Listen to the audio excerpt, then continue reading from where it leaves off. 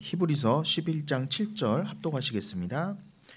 믿음으로 노아는 아직 보이지 않는 일에 경고하심을 받아 경외함으로 방주를 준비하여 그 집을 구원하였으니 이로 말미암아 세상을 정죄하고 믿음을 따르는 이의 상속자가 되었느니라. 아멘. 네, 우리가 지난주 또 지지난주 빌립보서 1장 앞부분을 봤었는데요. 특별히 그 빌립보서 1장 6절이 아주 중요한 부분이었죠. 뭐 말씀이 어느 한 구석 중요하지 않겠냐마는 우리가 지난주엔 특별히 1장 6절을 더욱 집중적으로 봤었습니다. 다시 한번 읽어봐 드리겠습니다. 빌립보서 1장 6절입니다. 너희 속에 착한 일을 시작하신 이가 그리스도 예수의 날까지 이루실 줄을 우리가 확신하노라. 여러분들, 당시에 빌립보 교회가 상징하는 바 지금 여러분들이에요. 그러니까 성도라고 그러죠. 쉽게는 가족. 그거를 이제 복음서에서는 서신서에서는 바울의 서신서에서는 이제 권속이라고도 표현했는데 같은 의미입니다. 가족 권속. 그런데 이건 당연히 뭐 말씀드리지 않아도 혈육에 국한된 것이 아닙니다. 혈육이란 건 진짜 가족, 진짜 권속을 그냥 배워보라고 뭔가 모형으로 주신 거예요. 그런데 오늘날 왜 다 죄인이다?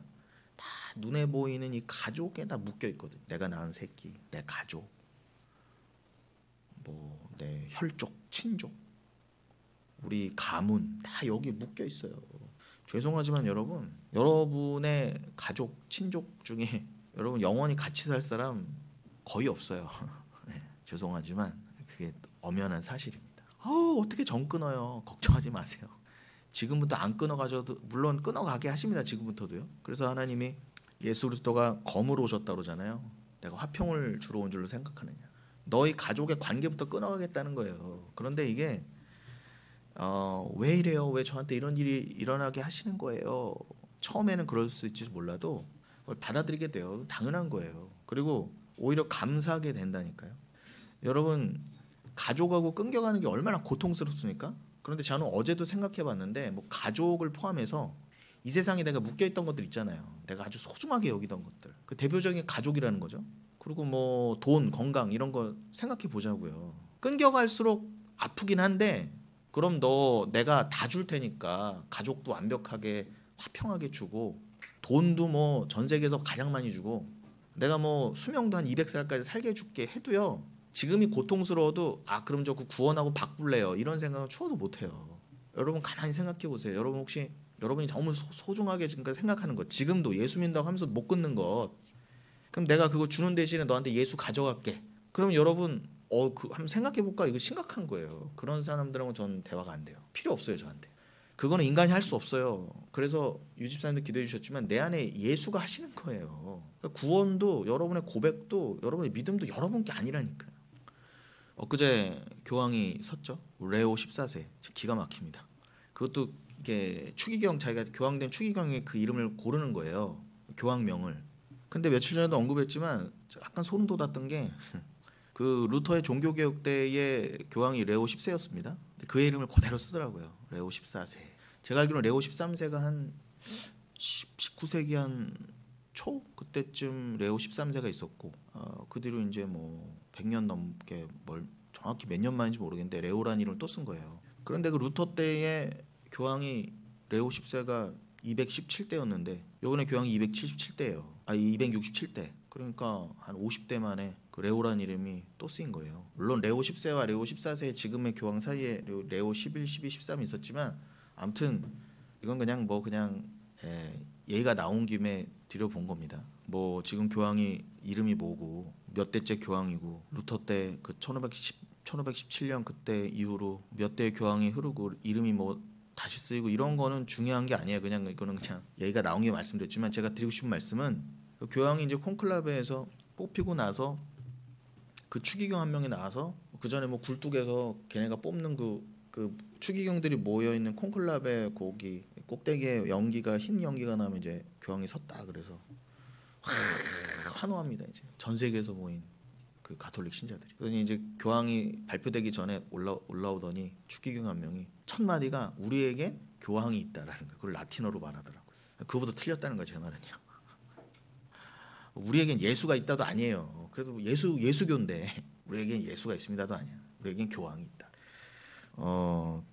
그런 여러분, 예수교라고 하는 자처하는 그들은요 지금도요 그 마르틴 루터가 무릎으로 기어 올라갔던 그 빌라도의 계단 28개짜리를 그 전설에 의하면은 그 콘스탄틴 황제의 어머니인 그 헬레나가 그 예루살렘에서 직접 뛰어왔다고 전해지고 있어요. 사실인지는 저는 사실은 안 같아요. 그래서 그거를 로마에다 갖다 놓고 그 위에다 나무 덮개도 씌웠다가 벗겼다가 씌웠다가 요즘에는 최근에는 다시 씌워놓은 걸로 알고 있어요. 한 2009년 10년쯤에는 제 기억에는 그거를 벗겨놨던 걸로 아는데, 그래서 막 전 세계 가톨릭 신자들 모여서 그거 이렇게 무릎으로 올라가는 게 가톨릭 사람들의 성지순례란 말이에요. 그 28계단 예수님이 빌라도한테 심판받을 때 올라갔다는 계단이라고 하는 그런 계단이에요. 근데 그거를 그대로 띄어서 갖고 갔대, 로마로요. 근데 그거를 로마에 뒀다가 뭐 라테나노 궁전에 뒀다가 다시 라테나노 성당에 뒀다가 지금 라테나노 성당 옆에 그 계단 성당에 갖다 놨어요. 근데 그거를 뭐 아직도 기어 올라가고 있습니다. 루터는 그거 기어 올라가다가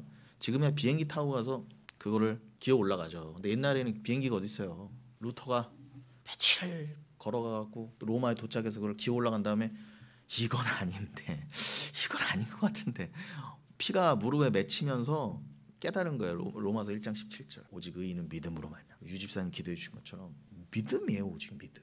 그런데 그 믿음은 하나님이 주신 거예요. 그런데 히브리서 11장 6절에서, 오늘 본문은 히브리서 11장 7절이지만 그 바로 앞절인 히브리서 11장 6절에서 믿음이 없이는 하나님을 기쁘시게 할 수 없다고 그랬어요. 그러면은 인간은요 다 그거를 성령을 못 받으면은 믿음을 내가 만들어서 나 미션이다, 내 믿음 하나님 드려야지가 아니라니까요. 믿음은 하나님이 주시는 거라고 성경에서 내내 그러잖아요. 그래서 에베소서 2장에서 결정적으로, 고린도전서 1장에서도 뭐라고 그래요? 너에게 자랑할 게 없다. 사람에게서 나는 거 없다. 구원은 하나님 거니까 구원을 이루기 위한 사랑, 행위, 믿음, 그게 다 구원의 필수 요소잖아요. 찬송, 감사, 우리 게 아니에요. 믿음부터가 하나님 건데 어디 우리 게 있습니까? 그러니 지금 다시 읽어드린 그 빌립보서 1장 6절에서도 너희 속에 착한 일을 시작하신 이라 그러잖아요. 시작하신 이는 하나님이라니까요. 그런데 좀 전에도 말씀드린 것처럼 믿음이 없이는 하나님을 기쁘시게 못한대요. 그러니까 하나님이 믿음도 주시고 그 믿음 내놓으라 그런 거예요. 우리는 그대로 내놓으면 돼요, 그냥. 근데 정해진 백성에게는 그게 가능하다니까요. 너 나에게 소출 내놔. 그 땅 주인이 그 소장농한테 원하는 것처럼 너 열매 내놔, 소출 내놔 했을 때 당연히 내놔야 되는 것처럼 주님이 우리에게 이미 믿음의 씨를 주셨단 말이에요. 그럼 그건 당연히 열매 맺게 돼 있어요. 당연히. 어떤 열매? 여러분의 구원이라고 하는 열매예요. 그 일이 쉽게 말하면 에르곤 아가손, 이게 착한 일이라는 거예요. 믿음의 일이라는 거예요. 히브리서 11장 3절에 믿음의 주여 또 온전케 하시는 예수. 죄송합니다. 히브리서 12장이죠. 12장 초반에 믿음의 주여 또 온전케 하시는 예수. 믿음을 만드신 분이 주라는 거예요. 믿음을 창조하신 분도 주님이시고 믿음을 종결시키는 분도 완성하시는 분도 예수다. 이건 제가 이따가 종말의 개념하고 같이 설명드릴 거예요. 딱 맞아 떨어질 거예요. 지금은 예수는 믿음을 시작하시고 믿음을 완성하셨어요. 그냥 믿음이에요. 그래서 마르틴 루터가 그 빌라도의 계단 올라가면서 딱 깨달은 로마서 1장 17절도 뭐라고 한다고요? 오직 의인은 믿음으로 말미암아 사는데 그 믿음은 그냥 믿음에서 믿음으로 이르는 게 구원이다 그러잖아요. 구원에는 믿음 외에는 다른 불순물이 섞일 수 없다 그러잖아요. 그런데 그 믿음을 주가 창조하시고 우리한테 주시고, 야 너에게 믿음이란 씨가 주어졌으니까 너를 반드시 구원시킬 거야 라는 믿음의 완성도 당연히 주님 거라는 거예요. 그 얘기예요. 그러니 여러분 그렇게 제가 지금 뭔가 표적에 대해서 얘기하다 그랬잖아요. 초반에 뭐라고요? 여러분의 그 가장 끊기 힘든 그 가족, 돈, 뭐 명예, 세상 것, 그걸 끊게 하는 게 뭐예요? 그러니까 믿음밖에 없어요.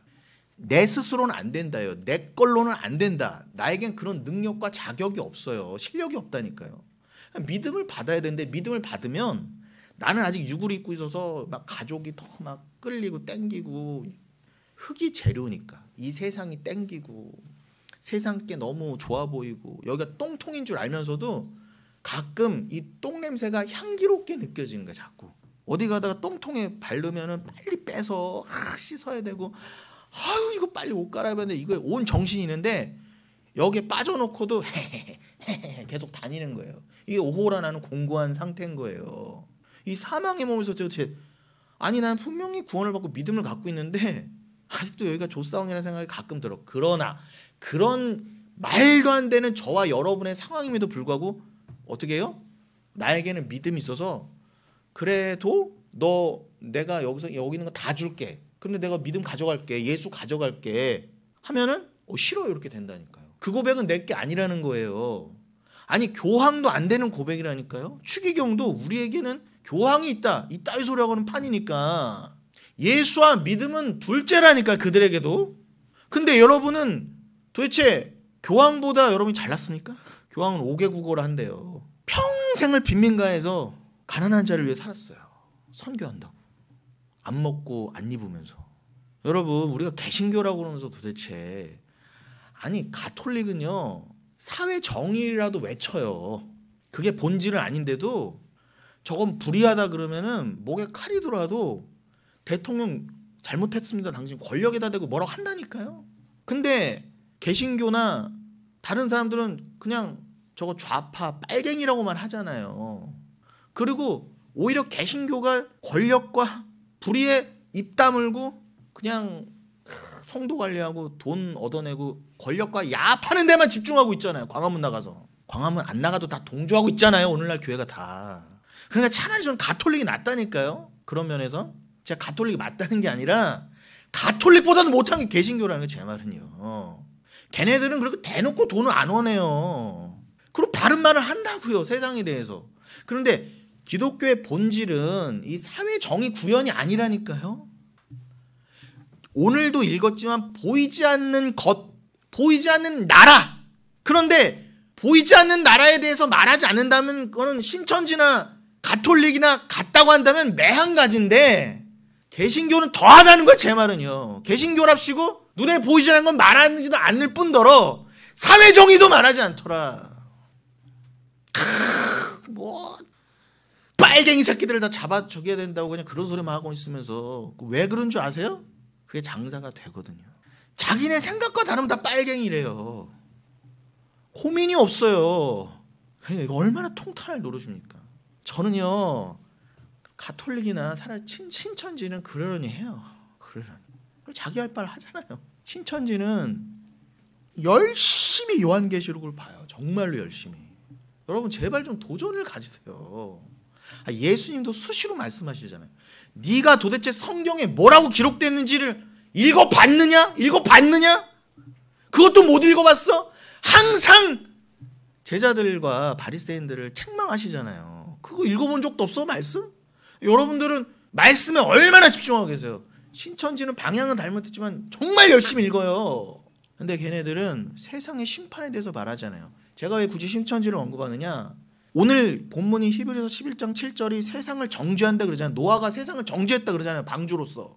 그 세상에 대한 정죄와 심판을 말하지 않는다니까. 요한복음 16장 19절. 세상이 이미 10절인가요? 세상 군왕이 세상이 이미 심판받았다. 그것을 알려주는 게 성령이다. 죄에 대해 의에 대해 심판에 대해 말해주는 게 성령이다. 그런데 신천지는 눈이 가려서 그런 말씀을 듣고도 세상에 대한 정죄를 못하고 그 인간으로는 또 기존 교회만, 대형 교회만 하나님이 심판하셨다. 그것도 맞는데 심판이 왜곡되어 있잖아요. 신천지는요. 근데 그것도 주님이 허락하신 바예요. 걔네는 성경 열심히 읽고 기존 교회라도 비판하고. 근데 우리는 신천지처럼 맹목적으로 기존 교회를 비판하는 게 아니잖아요. 세상 가운데 있으면서 누구보다 세상 중심에 있으면서 누구보다 세상 흉내를 내고 있는 가짜 교회에 대해서 뭐라고 하는 것이잖아요. 그렇지만 신천지는 그냥 문자적인 기성 교회를 욕한 데다가 절대적 묵시를 말하지 않아요. 하나님 나라를요. 그리스도의 왕대심을 말하지 않는다니까요. 그리스도가 이 땅에 살고 있는 나라고 하고 있는데 교주인 나라고 인간이라고 이만이라고 하는 게. 근데 여러분 그 이단 교리와 정통 교리가 뭐가 다른지는 아십니까? 그러니 무서워만 했지. 신천지 귀신 무서워만 했지. 왜 무서워요? 신천지가 우리를 보고 떠나가야지. 속이려고 왔다가. 가톨릭은요, 윤석열 잘못했습니다, 지금 잘못했습니다, 이거 불법입니다, 말이라도 하지. 도대체 개신교는 뭐 이것도 아니고 저것도 아니고, 하늘을 말하는 것도 아니고, 이 세상을 무시한다고 하늘을 바라보는 것도 아니고, 여기를 바라보지 말고 주의 나라를 더 소망하죠. 이 땅에서 끊어가는 것도 아니야. 이 땅에서 그득 더 살찌어가면서 권력에게는 야합하고 아무 말도 못하고. 우리 어머니 또 화나겠네. 이게 근본적으로 안 통하는 거예요. 지금요, 잘못된 교회하고. 이걸 가지고 저를 사단이라 하겠죠. 잘못된 사람들. 그러나 여러분, 다시요, 여러분이 스스로 끊어갈 수 없어요. 옆에 있는 가족 여러분이 끊어갈 수 없어요. 그리고 우리 교회 나오든 안 나오든 여러분이 직계 가족, 뭐 친척, 여러분이 구원받은 거에 감사하세요. 어떻게 정을 끊어가요? 그러니까 주님이 하신다잖아요. 좀 아픔을 알라고. 야, 이렇게 아픈데 끊어가는 게, 그게 자기 부인의 상징 아닙니까? 그래서 주가 자기 분의 완성을 위해 십자가에 달리셨다는데, 그걸 믿는데도 그래요, 여러분은 아직 저도 죄인이니까 때로는 주님 고통이네요 하면서도, 그러나 여러분 안에서 그래도 나는 예수를 포기할 수 없습니다. 저 교황은, 가톨릭은 우리에겐 교황이 있다라고 할 때 나에겐 뭐라고요? 나에게는 그리스도 예수가 있다, 말씀이 있다, 믿음이 있다. 요한일서 5장, 그 하나님과 하나님 보내신 자 아들 예수를 믿는 자가 아니면 이 세상을 누가 이기겠느냐 그러잖아요. 단순히 신천지 가톨릭 이긴다는 게 아니라 여러분은 지옥과 사망과 세상을 다 이겼단 말입니다. 그런데도 여러분이 너무 초라하지 않으세요? 나는 그런 어마어마한 우주보다 큰 믿음을 갖고 있는데 오늘도 세상 거에 잡혀있는 나를 보고 좀 애통해 하시란 말이에요. 주를 믿고 섬기는데 그것도 안 되는 나의 체력과 시간과 모든 나의 주변 상황들, 내가 예수를 믿는다고 하면서도 그 신앙이 있는데 내가 못 놓고 있는 것들. 그래서 로마서 8장 26절이에요. 성령이 여러분을 위해서 탄식한다. 여러분 정말 감사하세요. 여러분에게 성령을 주신 걸. 믿음이 아니었으면 여러분은 아무것도 아니에요. 여러분이 교황의 발톱만치도 못 쫓아가는데 무슨 의로 하나님 앞에 선다고 그러는 게 도대체 무슨 의로요? 착한 일은 여러분께 아니에요. 주님의 것입니다. 그 여러분들 가운데 그 진짜 착한 일, 선한 일을 시작하신 그 예수 그리스도께서 그의 날까지, 여러분 잘 성경 하나하나는 다 연결돼 있어요. 그리스도 예수의 날 그냥 넘어가지 마세요. 이건 일단 종말이다 라고 넣어 놓으세요. 그냥 날이 아니에요. 2025년 5월 11일 그냥 오늘도 흘러가는 그런 날이 아니라니까요. 이건 묵시를 상징해요. 성경은 무조건 묵시적인 언어예요. 눈에 보이는 언어와 책으로 되어 있지만 눈에 보이지 않는 것과 영원한 것을 늘 말하고 있어요. 그 관점으로 늘 성경을 읽으셔야 돼요. 여기를 초월하는 언어로, 성령이 정말 말 그대로 이해시켜 주시는 그 언어로 그 그리스도 예수의 날까지 완성하실 것, 바로 그것에 대해서 내가 확신을 갖고 있습니다. 여러분 정말 그런 확신이 있으세요? 확신이 있어도 안 되는 판이에요, 내 스스로는. 그러니까 여러분 이거 그냥 확신만 붙드세요. 내게 정말 믿음이 있는가? 내가 오늘 정말 예수님이 강도보다도 못한 삶을 살더라도 나에겐 정말 믿음이 있는가? 우린 강도보다 잘나지 않아요. 우리가 다 강도라니까, 여러분. 우리가 설령 강도보다 낫다 하더라도 뭐 얼마나 강도보다 그렇게 착한 일을 많이 하셨습니까, 여러분? 여러분의 피를 다 뽑아내고 여러분의 자식을 바치고 여러분의 온 재산을 바쳐도 결코 그게 하나님 앞에 더 의롭다함을 못 여김을 받는다는데 절대 절망 아니에요? 전 정말 여러분들은 자식이라도 있지 전 드릴 자식도 없어요. 저 같은 사람은 진짜 어떻게 해요? 자식 있다고 드릴 수도 없지만.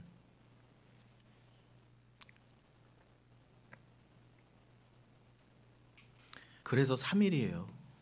아브라함이 이삭을 잡아 죽이러 간 그 3일.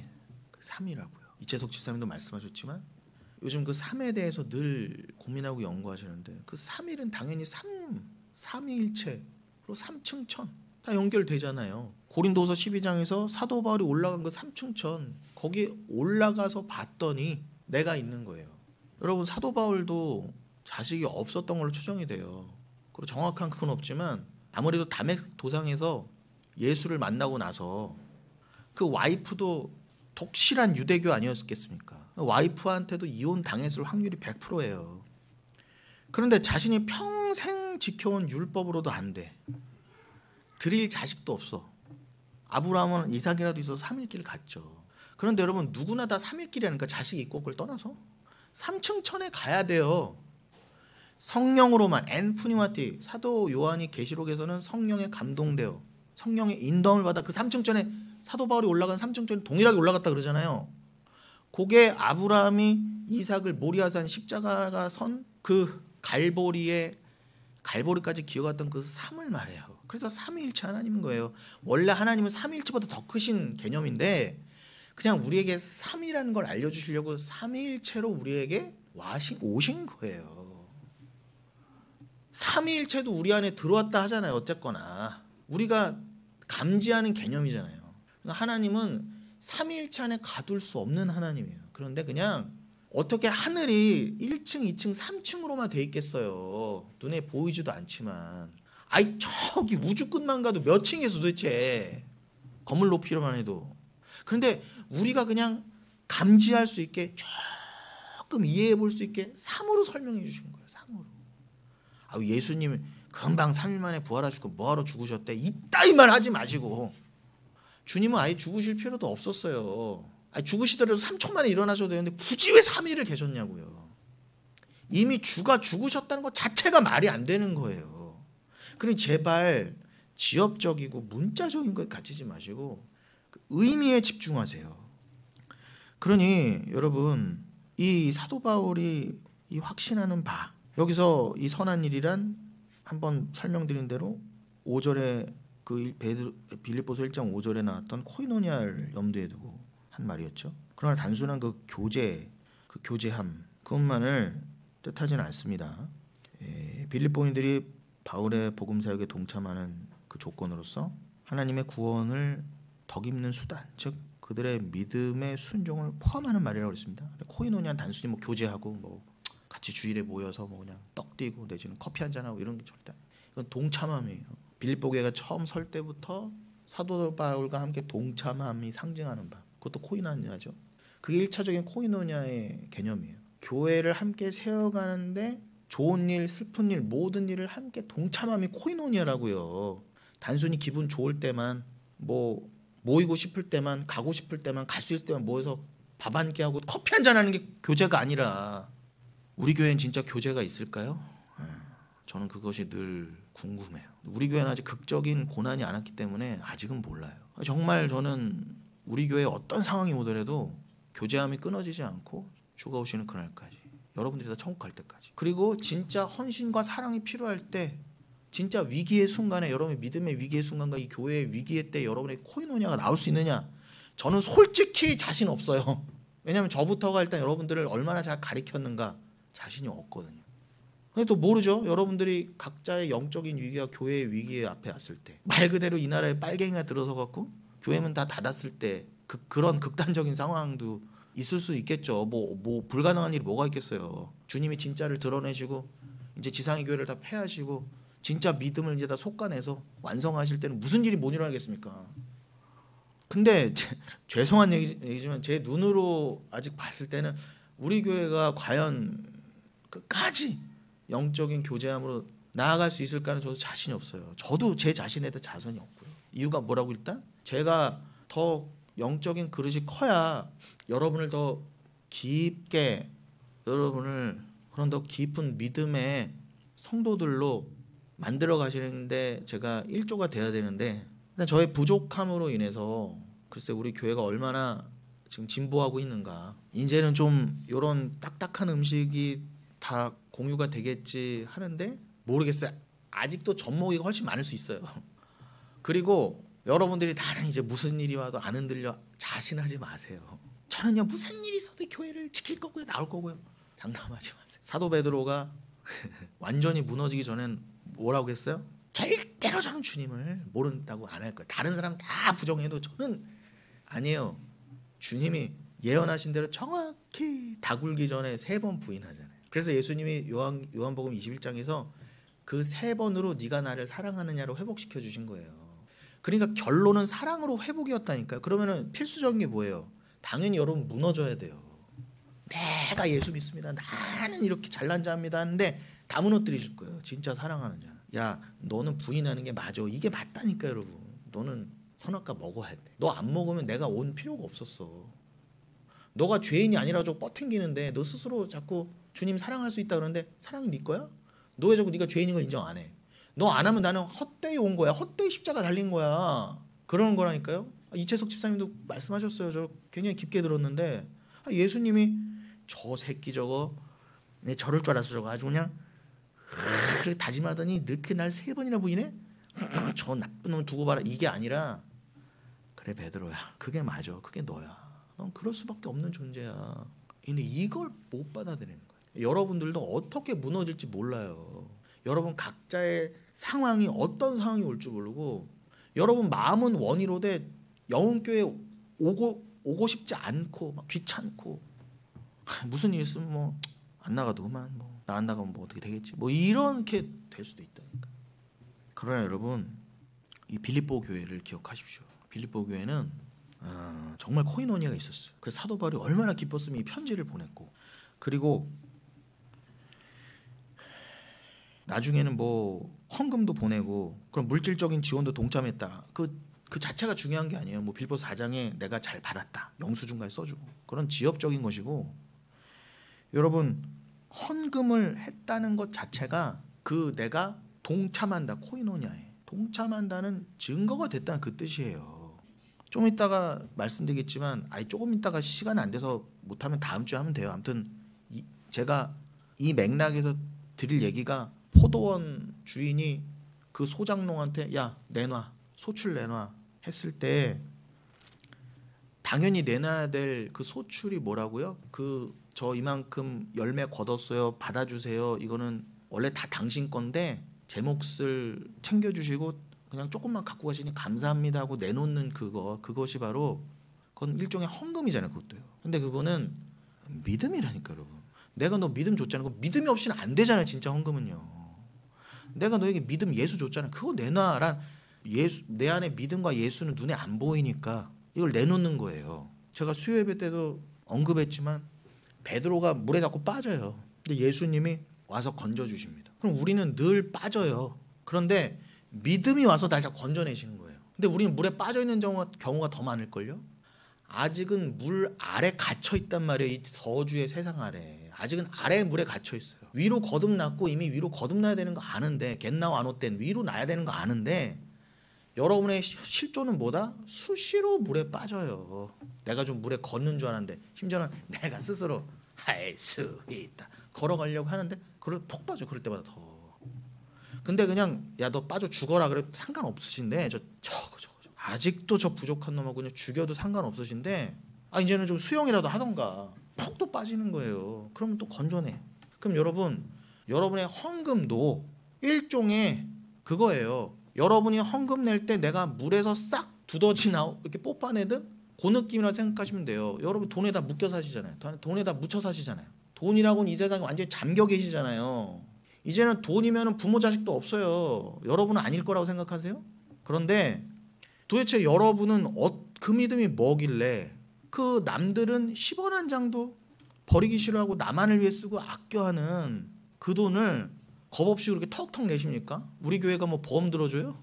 여러분 쌓아놓으면 언제 뭐 환급해 줍니까? 띄워주는 거 해봐야 연말정산밖에 없는데 맡겨놓은 거예요 여러분? 어느 다른 교회는 내가 얼마나 했으니까 찾아오고 그러는데 거기는 뭐 쌓아놓은 돈이라고 해서 찾아주고 우리 교회는 없어요 여러분.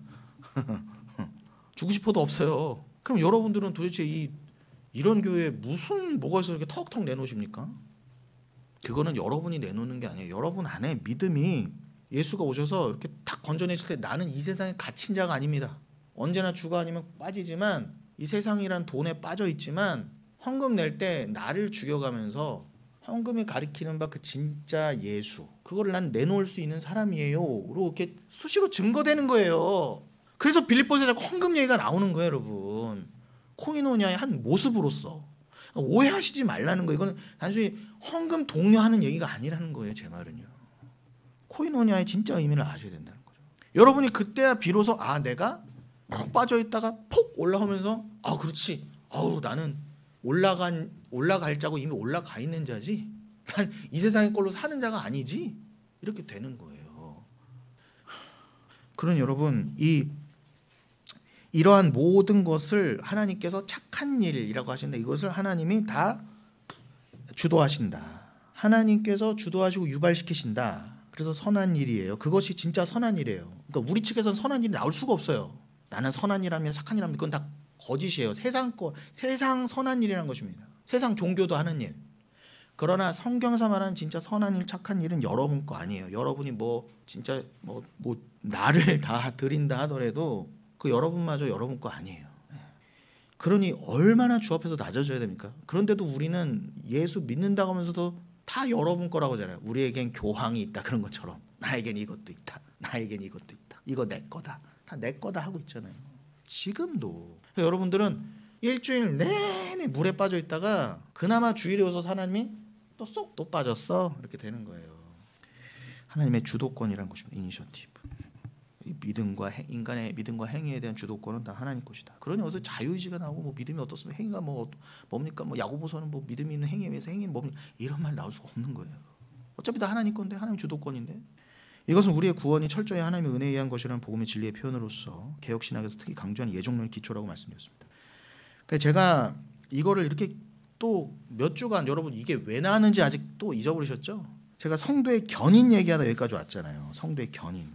그 다그가돌에서 성도의 견인 얘기했다가 여기까지 또 온 거예요. 언젠간 가겠죠. 다시 다그가돌로. 언제 갈지 모르겠지만 가긴 갈 거예요. 그리고 몇 년 전부터 시작했던 그 부활, 그 재림 요 길로 다시 돌아갈 거예요. 2, 3년 전에부터 거기서부터 데살로니가전서 4장부터 출발해서 여기까지 온 거예요. 아직 데살로니가전서 4장을 못 들어갔잖아요. 언젠가 갈 거예요. 그렇지만 다 로드맵이 있어요. 이렇게 큰 그림이. 여러분 이거를 하나하나 이제 나눠가면서 하나하나 이렇게 맞춰가는 거예요. 교리로서 말씀으로서 하나하나 돌다리 이렇게 껴 맞춰가듯. 그러면서 이렇게 착착착착 우리 교회는 잘 가고 있다고 믿습니다. 그래서 그 성도의 견인 이거는 언제 강조돼도 부족함이 없다고 그랬습니다. 그래서 지난 시간에 마지막에 로마서 8장 28절로 39절을 읽으면서 이게 바로 성도의 견인, Perseverance of Saints를 아주 극적으로 드러내 주시는 귀한 말씀이구나를 깨달았죠. 그래서 그 빌립보서 1장 5절이나 6절에서도 하나님께서 빌립보 교인들의 믿음과 선행의 그 시작점, 유발자 되심을 언급하는 것은 하나님이 그들의 구원의 완성자이심을 강조하여 어떠한 핍박과 상황 가운데서도 흔들릴지 모를 그 성도들의 믿음에 확신을 주고 그들의 구원의 완성에 대한 자신의 사도 바울 자신의 확신도 뒷받침하려 했던 것입니다. 이러한 맥락에서 이러한 기초 아래에서 기초 위에서 빌립보서 1장 7, 8절 읽으시면 이제 확 와닿으실 거예요. 빌립보서 1장 7, 8절. 내가 너희 무리를 위하여 이와 같이 생각하는 것이 마땅하니 이는 너희가 내 마음에 있음이며 나의 매임과 복음을 변명함과 확정함에 너희가 다 나와 함께 은혜의 코이노니아 참여한 자가 됩니다. 단순히 코이노니아가 교제의 의미가 아니에요. 7절을 기억하십시오.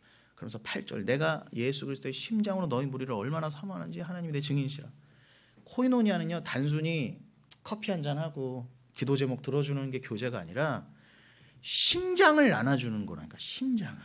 그런데 그 심장이 누구 거라고 그래요? 8절에 내가 예수 그리스도의 심장으로. 사도 바울의 심장이 아니라니까요.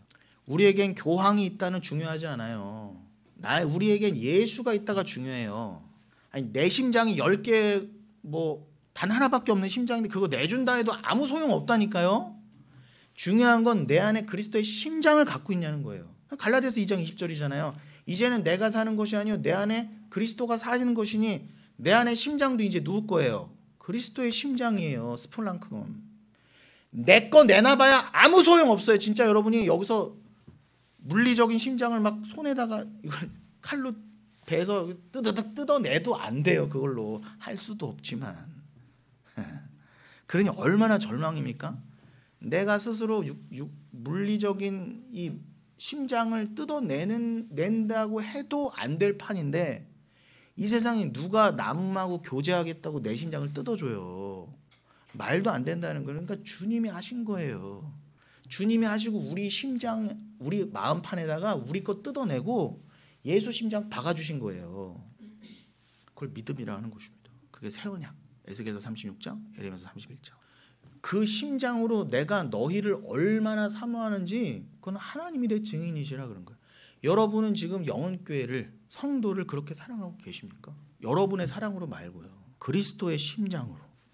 여기서 심장은 스플랑크논이라고 되어 있어요. 이게 원래 내장이란 뜻도 있는데 이게 허파, 그렇지만 여기서는 심장이라고 번역될 수가 있겠습니다. 그런데 재밌는 것은 여러분, 빌레몬서, 제가 다른 거는 지금 시간이 없으니까 빌레몬서 한 군데만 볼게요. 빌레몬서 1장 12절 열어주시면, 빌레몬서 1장 12절에 뭐라고 되어 있느냐. 내가 그를 돌려보내노니 그는 내 신복이라 이렇게 되어 있습니다. 너에게, 누구에게? 빌레몬에게. 골로새 교회 빌레몬에게 누구를요? 내가 오네시모를 돌려보내겠다. 오네시모는 지금 빌레몬에게서 도망간 종입니다. 그런데 기가 막힌, 도대체 그 확률이 얼마나 될까요? 도망간 그 종놈하고 이 사도 바울이 만난 거예요. 사도 바울이 이렇게 하고 이제 복음을 전하고 진짜 충직한 그리스도인이 되고 코이노니아를 할 수 있는 사도 바울이 예수의 심장을 주게 된 그 예수 그리스도의 심장으로 사랑하게 된 오네시모, 그는 종놈이었죠. 그리고 빌레몬한테 이 빌레몬서 편지와 함께 자신 있게 보내는 거예요. 이는 내 신복이라. 너가 이 오네시모가 도망간 종놈이지만 사랑으로, 그리스도로, 나 사도 바울로 생각하고 맞이해라 라고 보낸 거예요. 근데 여기서 신복이 이게 바로 스플랑크논이에요. 아까 빌립보서 1장 8절에서 내가 너희를 그리스도의 심장으로 사랑한다, 그 심장과 같은 원어라니까요. 신복이라. 그러니까 지금 사도 바울은요, 오네시모를 빌레몬에게 어떻게 보내고 있는 거예요? 뭘로 보내고 있는 거예요? 그리스도의 심장 간다, 받아라 이렇게 보낸 거예요. 그리스도의 사랑 간다, 받아라 이렇게.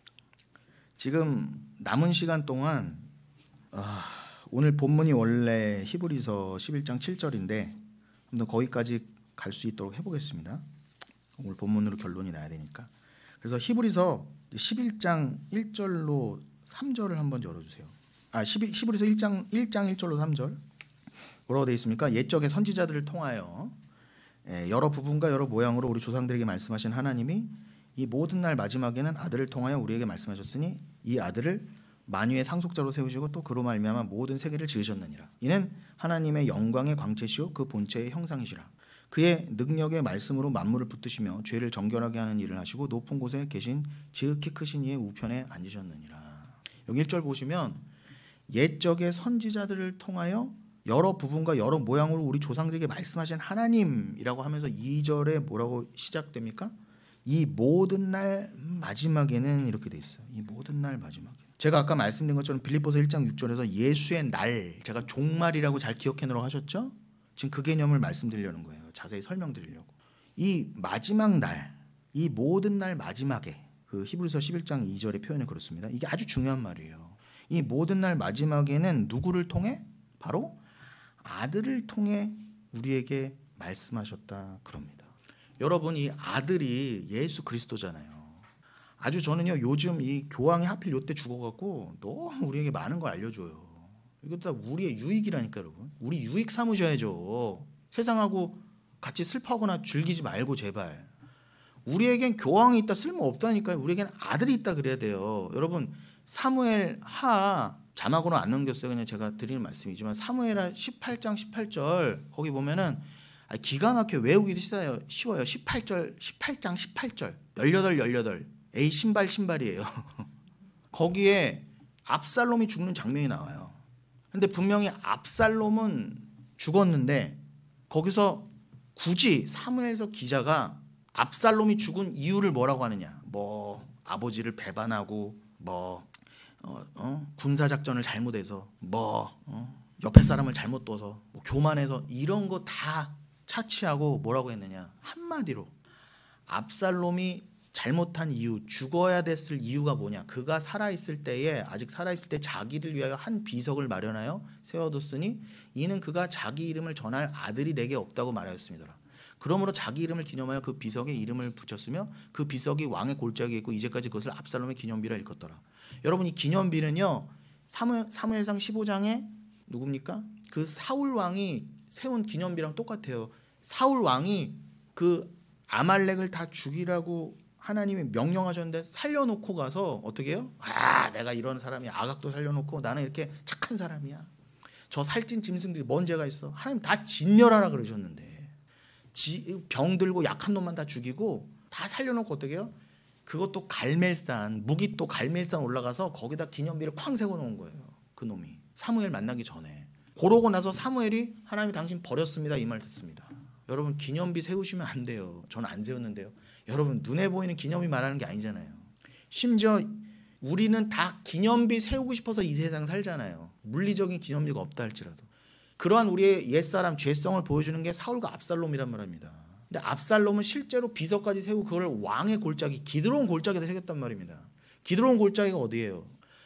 예수님이 겟세마네에서 성전 들어올 때 건너셨던 그 기드론 골짜기 아닙니까? 스가랴서에 보면은 그 메시아가 다시 서실 때 처음 오실 때는 그냥 나귀 타고 벳바게에서 나귀 타고 이렇게 기드론 골짜기 건너서 오셨지만 그 주가 종말의 완성의 주로 다시 오실 때는 그것을 묘사하기를 어떻게 해요? 기드론 골짜기가 동서로 쫙 갈라지면서 북으로 남으로 감람산이 나뉠 거라 그러잖아요. 그만큼 그 기드론 골짜기는 중요한 곳이에요. 왜냐하면 왕이 들어가시는 길이었거든요. 진짜 왕이 인간 왕뿐만 아니라 예수라고는 진짜 왕이 처음 오셨을 때는 나귀 타고 들어가셨고 재림하실 때는 정말 그거는 수사학적인 표현이지만 감람산이 쩍 갈라질 정도로 기드론 동편에 딱 서신다 그러잖아요. 그런데 거기다가 압살롬이 기념비를 세우는 거예요. 감히 그 왕의 골짜기에 왕의 길에 예수의 이름이 서야 될 곳에 자기 이름을 세워놓는 거예요. 이것 때문에 죽었다 그래요. 여러분 꼭 기억하세요. 사무엘하 18이에요. 외우기도 쉽죠. 정말 여러분 이름 세우고 예수도 내 이름을 위해서 섬기다가 결국 내 이름이 중요할 땐 예수 이름 다 제끼고 내 기념비 세우는 인간들 다 18 되는 거예요. 신발. 근데 여기서 뭐라고 그래요? 이거 잘 해석하셔야 됩니다. 왜 세웠다고 그래요? 압살롬이 자기 이름을 전할 아들이 내게 없다. 아들은 누구예요? 예수 그리스도잖아요. 아들이 말씀이 성령이 없었다니까요. 마치 교황을 추대하는 인간들이 우리에겐 예수가 있다 그래야 되는데 우리에겐 교황이 있다는 거랑 똑같은 거예요. 아들 없으면 여러분 망하는 거예요. 그럼 아들 낳아야 돼요? 나 빨리 결혼해서 아들 낳아야 되겠네. 또 설명하기 싫습니다. 사도 바울도 아들 없었어요.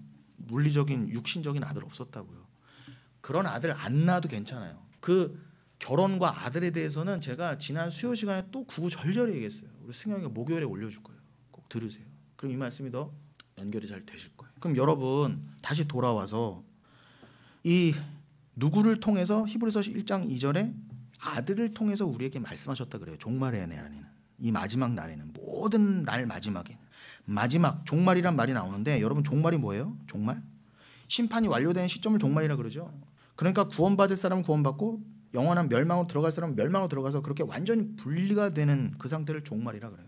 그 종말의 모형들이 성경에 많이 나오는데 대표적인 게 노아의 홍수 사건입니다. 그것과 또 이어서 아브라함을 택하시는 그런 것들, 또 이스라엘을 야곱을 통해 택하시는 얘기들, 특별히 노아의 홍수 사건에서 하나님께서 노아와 노아의 가족들만을 구원하셨는데 하나님이 노아에게 은혜를 베푸셔서 그들을 구원했다 그러시죠. 그러면 왜 어떤 사람에게만 은혜를 베푸냐는 거예요. 왜 누구에게만? 자격이 뭐냐는 거예요. 없어요.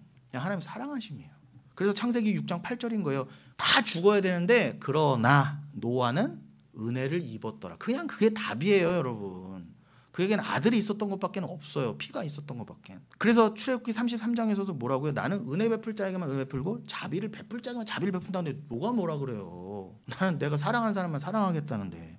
그건 하나님 마음이에요. 엿장수 마음인 것처럼. 그러니까 사람들이 자꾸 이게 불공평하다 부당하다 그러는 거예요. 이런 말을 왜 하냐? 인본주의적 발상이죠. 그러니까 제가 가톨릭이 썩었다는 거예요. 이 인본주의적 발상에서 못 벗어나요. 몇천 년이 흘려도. 하나님은 어떤 이들에게는 은혜를 줘서 살려낸다는 의미는 나머지가 모두 다 살 자격이 있는데도 불구하고 그걸 무시하고 어떤 이들만 살려낸다는 게 아니에요.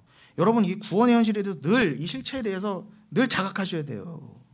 하나님은 모두 다 살 자격 있는 자들을 만들어 놓고 거기에서 야 너가 1번 잘났다 2번 잘났다 행위로 우리를 판단해 주시는 게 아니에요. 내지는 야 자격이 없지만 니들이 스스로 다 노력해봐. 내가 하는 거 봐서 구원해 줄게. 이게 아니라니까요. 우리는 오히려 고린도서 1장 표현대로 또 예수님의 강도처럼 그냥 강도, 저 밑바닥, 오히려 더 없는 자, 흙수저로 보낸단 말이에요, 대부분을. 그래서 하나님이 본인의 기호에 맞는 자들, 그 흡족할 만한 어떤 열심을 내놓는 자들만 살려내시는 게 아니라, 여러분, 하나님은 하나님만이 존재죠. 나머지는 존재라고 할 수 없어요. 왜요? 생명은 하나님뿐이시니까. 하나님만이 유일한 하나의 신이시고 그 외에는 다른 어떤 존재도 없어요. 신이란 개념 자체가 모든 존재를 부정하는 개념이에요. 이건 니네 다 존재 아니다, 다 똥덩어리다, 이렇게. 나만 존재다. 그게 신입니다. 그게 하나님이라고, 진짜 의미라고. 세상에 말하는 신 개념은 완전 다르죠. 그러니까 무존재에서 내가 피를 부어 살려냈다요. 자격을 줬다. 그런데도 불구하고 인간이 무슨 가치가 있는 것처럼 다 먼지 주제에 나는 뭐 행복 추구권이 있다, 인간으로서 권리가 있다. 아니, 그거는 저기 청와대 앞에 가서 하세요. 주님 앞에서 하시면 안 돼요. 여러분, 우리는요, 그러니까 하나님께서 어떤 우리에게 은혜를 베풀어 주셨다는 거는 하나님의 은혜가 가입되어서 그릇돼야 비로소 산다는 게 뭔지, 야, 은혜가 아니면 너희는 다 죽은 존재를 알려주시려고 우리를 다 죽은 자로 시작하게 하셨다는 거예요. 존재 자체도 아닌. 그래서 하나님께서 그냥, 야, 얘는 내가 만세전에 그냥 택한 자야, 살리기로 한 자야, 얘는 그냥 버리기로 작정된 자야, 그래서 살릴 자를 위해서 난 얘를 그냥 쓸 만큼 쓰다가 버릴 거야. 요게 개혁신앙이고 진짜 개신교예요. 근데 여기 성령이 아니면 절대 받아들일 수 없어요. 어떻게 그렇게 무지막지한 말을 할 수 있어요? 사랑해 하나님이.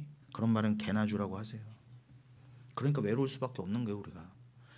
그러니까 하나님이 그렇게 은혜를 베풀어서 어떤 게 산 자이고 어떤 게 죽은 자인가를 구별하는 게 종말이라는 말입니다. 심판이 완료가 되는 걸 종말이라 그래요. 그러니까 하나님 나라에서 묵시 속에서 이미 구별되어 있으니까, 그래서 종말이 이미 일어났다라고 말하는 거예요. 그래서 게알더스 보스는 종말이 창조를 앞선다 그러는 거예요. 그러니 종말이 그렇게 이미 일어난 그 상태에서 왜 하나님께서는 이렇게밖에 일을 하실 수 없었는가를 배우는 게 인생이에요. 여러분의 인생이라는 것입니다. 그러니까 여러분은 이 던져진 이 세상 속에서 돈 벌고 자식 기르고 사는 게 목적이 아니라, 그런 걸 하면서도 자꾸 눈을 들어 보셔야 돼요. 자꾸 빠져 있다가 아이고, 내 인생, 내 삶, 내 생활 했다가 하나님이 건져 주실 때 제발 그때라도 하늘을 보세요. 여러분은 이 세상 속에서 그렇게 이제 어떤 이렇게 이 노아 사건이나 그런 거 보여줬던 것처럼 이 세상에서도 이제 전부 지진이라던가 자연재해들도 많이 일어나잖아요. 그러면서 분류가 되잖아요. 산자, 죽은 자. 그런 건 다 모형이라니까요. 그런 걸 보시면서 제발 눈을 더 뜨시고 경각심을 가지면서, 야, 그렇구나. 이게 무리가 분류될 때마다 나는 도대체 어떻게 해서 구원받았는가를 감격을 하셔야지, 거기다 토를 달아서 저 사람 왜 죽이세요? 저 사람 왜 저렇게 가야 돼요? 이런 말을 못 한다는 거예요. 노아 때 벌써 어떻게 분류가 됐죠? 다 죽었어요. 8명 빼고. 노아에게만 은혜를 베푸셨어요. 하나님이 다른 이들에게도 은혜 베푸실 수 있었는데 딱 8명에만 은혜 베푸시고 문을 닫아버리셨단 말이에요. 그게 구원이에요. 아무리 자격으로 문 두드려도 안 돼요. 나 저 지금 안에 들어간 8명하고 가족이에요. 나도 사촌이에요. 나도 친척이에요. 나도 뭐 저 사람하고 뭐 코이노냐 했어요. 이런 것 하나님한테 절대로 먹히지 않습니다. 그 안에는, 그런데 여러분, 그 노아의 방주가 120년 동안 지어질 때 그걸 만들면서 예수님이 노아를 통해서 그 영으로, 옥에 있는 영들에게 지금 지옥에 있는 영들, 그러니까 그게 베드로전서 3장 얘기죠. 거기서 지금 옥에 있는 영들이 지금 지옥에 있는 영들을 말하는 거예요. 그런데 그들이 노아 때 살아있던 자들인데 그들이 노아를 통해 전달된 복음을 안 들어서 지금 지옥에 가 있다, 이 뜻이에요. 그러니 달리 말하면은 그리스도의 영으로, 베드로전서 3장의 표현을 하면 그리스도의 영으로 노아는 복음을 전했다 그래요. 방주를 짓는 모습이었지만 그것이 결국 그리스도의 영으로 복음을 전한 모습이었다 그래요. 그런데 노아 가족에는 아무도 못 들어왔어요. 그렇다고 노아 가족이 방주에 못 들어간 자들보다 더 나았습니까? 더 부자였습니까? 더 착했습니까? 아니에요. 하나님이 그들에게 은혜를 베푸시지 않았으면 절대로. 그래서 창세기 6장 8절과 함께 로마서 3장 20절로 21절을 읽어드리면은, 그러나 노아는 여호와께 은혜를 입었더라. 이게 창세기 6장 8절이고, 로마서 3장 20절로 21절은 그러므로 율법의 행위로 그의 앞에 의롭다 하심을 얻을 육체가 없나니 율법으로는 죄를 깨달음이라. 이제는 율법에 하나님의 한 의가 나타났으니 율법과 선지자들에게 증거를 받은 것이라. 이게 굉장히 좀 약해요. 원래 21절 앞에 그러나가 생략돼 있어요. 원어에는 니니 데라고 그랬거든요. 근데 한글 성경을 함부로 잡고 히브리서 11장 16절도 그렇고 함부로 그 뉘니 대의 대를 자꾸 없애는 거예요. 그러나 이제는이거든요. 근데 그냥 이제는 율법에 하나님의 이러니까 약한 거예요. 야, 율법의 행위로 그의 앞에 의롭다 하시면 육체가 없어. 율법으로는 그냥 죄를 깨달음이야. 그럼 우린 다 망했지. 야, 율법이 우리는 한 명도 제대로 설 자 없잖아. 그러나 뉘니 대 이제는 율법에 하나님의 한 의가 나타났으니 율법과 선지자들에게 증거를 받은 것이라. 그 얘기가 오늘 또 읽어드린 히브리서 1장 1절로 3절이기도 한 것입니다. 그러니까 여러분, 구원이라고 하는 것은 그 사람이 이 세상에서 어떤 자로 평가받는 건 아무 상관이 없어요. 방주에 들어가면 그냥 끝이에요. 그것이 구별이고 구원의 본체라는 것입니다. 그러니까 여러분, 다 끝났어요. 그렇게 해서 갈라내는 걸 종말이라 그래요. 그게 이제 곧 완성될 거예요. 지금 계속 이미 갈라졌어요. 종말은 완성됐다잖아요. 그리고 그것의 모형으로 노아 방주 같은 걸 보여주신 거고, 야, 공부해라, 깨달아라. 너희들은 그냥 은혜로 만세전 이렇게 갈라짐 받은 거야. 종말이 완성이고, 그거를 예수가 오시기 전에 여러 모형으로 보여주시다가 이제 예수가 오셔서 그 천국에서 묵시에서 완성된 종말을 이 땅에서도 이루시려고 예수가 오셨고, 야, 그것의 완성, 저 하늘의 완성에 반드시 필요한 그 완성 지점으로서 또 하나의 완성 지점으로 예수가 재림하여 오신다, 그 뜻이에요. 그걸 제가 좀 쉽게 설명을 마치겠습니다. 여러분, 이렇게 노아, 아브람 이런 사람들을 통해서 아브람도 본토 친척 아비집을 떠나라 하고 은혜 주서 끊어내지 않으셨으면 셈족의 후예임에도 불구하고 거기서 그냥 우상 팔다가 죽을 팔자였어요. 노아 때에 그 여러 죽어나간 사람들처럼. 근데 아브라함만 쏙 건지신 거야. 이게 종말이에요. 이게 종말의 한 형태와 모습인 구별이에요. 그럼 누군가를 구별하면 나머지는 심판이라는 게 자동 성립되잖아요. 그러니까 여러분 보세요. 이렇게 아브라함, 노아 같은 사람으로 이 종말을 모형으로 보여주시다가 좀 전에 읽어드린 히브리서 1장 1, 2절의 말씀대로 마지막 날 그 종말을 아들로 확정지어 버리셨다. 그것입니다. 그래서 이 모든 날 마지막에 아들로 말씀하셨다. 그러니까 그 아들로 말미암아 이제는 아들을 믿는 자와 아들을 믿지 않는 자로 갈라지는 거예요. 그러니까 방주 안으로 들어가는 건 아들을 믿는 것, 방주 밖에 있는 게 아들을 안 믿는 거예요. 그래서 오늘 본문이 히브리서 11장 7절 얼른 열어주세요. 믿음으로 노아는 아직 보이지 않는 일에 경고하심을 받아 경외함으로 방주를 준비했다 그래요. 방주를 왜 준비했다? 보이지 않는 일에 경고하심을 받아. 남들은 야, 뭐 천국이 뭐가 있어, 지옥이 뭐가 있어, 종말이 어디 있어, 120년을 미쳤다고 방주만 짓는 거예요. 위를 바라보면서. 그러니까 이 보이지 않는 일이라는 것은 뭐 아까 빌립보서의 1장 6절에 표현하면 그게 에그로곤 아가손 착한 일이라고도 해석되겠지만 좁게는 예수 이후의 종말, 그죠? 예수가 오시고 난 초림 이후에 종말이 아직은 노아 입장에서는 안 보이잖아요. 한참 후대의 일이니까. 그러나 메시아는 언젠가는 오시고 그 메시아가 오셔서 확정하실 그 종말은 이미 완성돼 있으며 나는 그것도 보이지 않고 심지어 저 하나님 나라도 눈에 보이지 않지만 난 이미 그리스도의 영으로서 베드로전 3장 표현으로 베드로전 3장과 합치면 그리스도의 영으로 내가 충만함을 받아 그걸로 깨달아 알아 믿음으로 보이지 않는 게 보였기 때문에 하나님 두려움으로 경외함으로 방주를 지을 수밖에 없었다. 그걸 베드로전 3장은 뭐라고 했다고요? 그리스도의 영으로 복음을 전파했다. 여러분들은 그런 삶을 살고 계십니까? 칠같이 어두운 이 땅에서 야, 예수가 어디 있어? 교황도 예수 얘기를 안 하는 판에 여러분은 정말 압살롬이 안 갖고 있던 아들을 갖고 계십니까? 그걸 갖고 있다면 여러분들은 절대로 이 세상을 함부로 살 수 없어요. 경외함으로. 눈에 아무도 못 보지만 나는 봐요. 그리스도 덕분에. 그래서 경고하심을 받아, 경책을 받아. 그것도 내가 스스로 물에서 올라오는 게 아니에요. 그냥 주님이 끌어올리죠. 자꾸 정신 차려, 정신 차려. 자꾸 주일에 빼먹지 말고 와, 교회 와, 제발.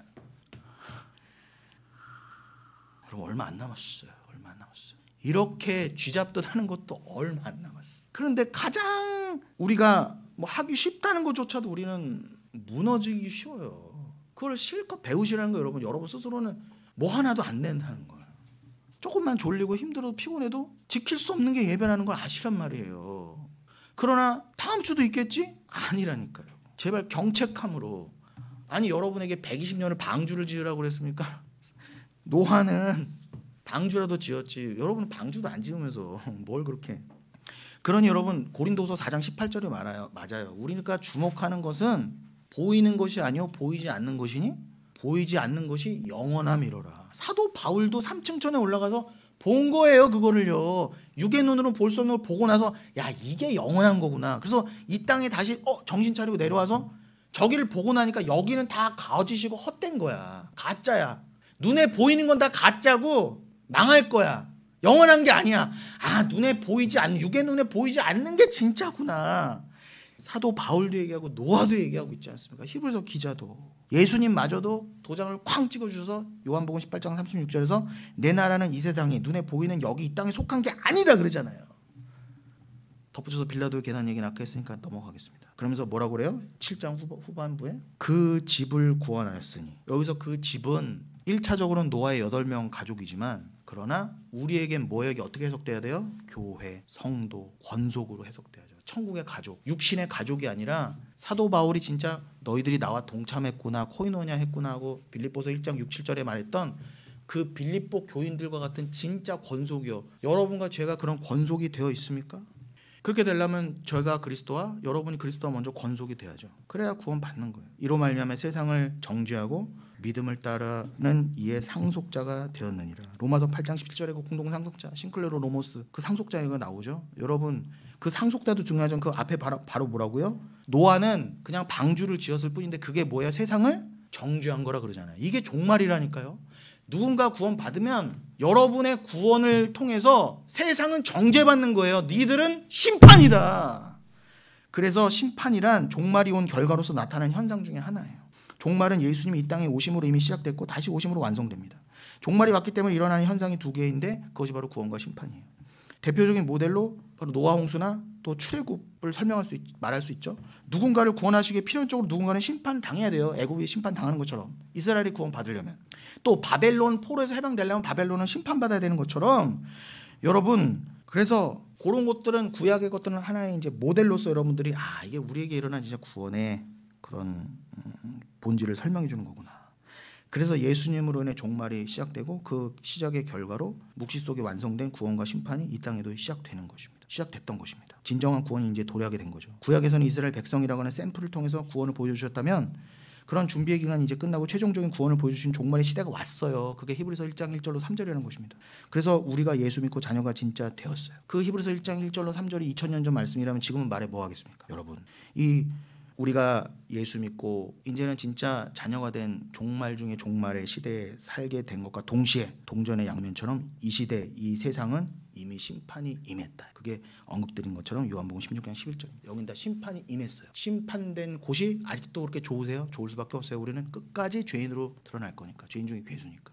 그럴 때 그리스도가 건져내실 때 그 예수도 꼭 붙잡고, 모든 사람은 여러분의 자녀, 손주 예외할 것 없이, 여러분의 부모 예외할 것 없이 모든 사람은 둘 중에 하나예요.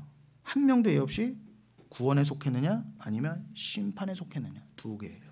이 말씀을 잊지 마시고 늘 경외함으로, 주를 사랑으로 기다리되 늘 경외함으로 깨어 기도하시는 저와 여러분 되시기를 예수님으로 부탁드리겠습니다.